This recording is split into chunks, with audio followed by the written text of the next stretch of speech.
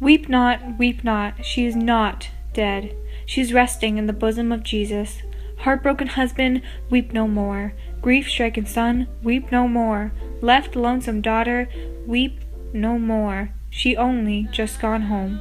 Day before yesterday morning, God was looking down from his great high heaven, looking down on all his children, and his eye fell on Sister Caroline, tossing on her bed of pain, and God's big heart was touched with the everlasting pity. And God sat back on his throne, and he commanded that tall, bright angel standing at his right hand, "Call me Death." And that tall, bright angel cried in a voice that broke like a clap of thunder, "Call Death, call Death." And the echoes sounded down the street of heaven till it reached away to that shadowy place where Death waits with his pale white horses.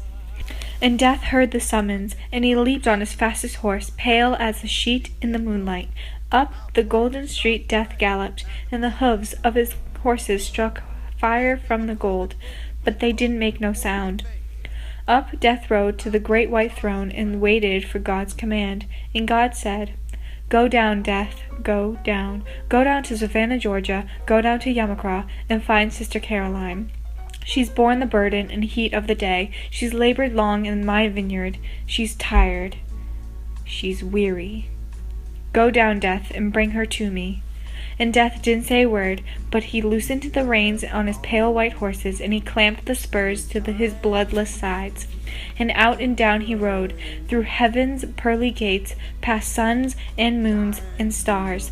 On Death rode, leaving the lightning's flash behind. Straight down he came. While we were watching round her bed, she turned her eyes and looked away. She saw what we couldn't see. She saw old Death. She saw old Death, coming like a fallen star. But Death didn't frighten Sister Caroline. He looked at her like a welcome friend, and she whispers to us, "I'm going home."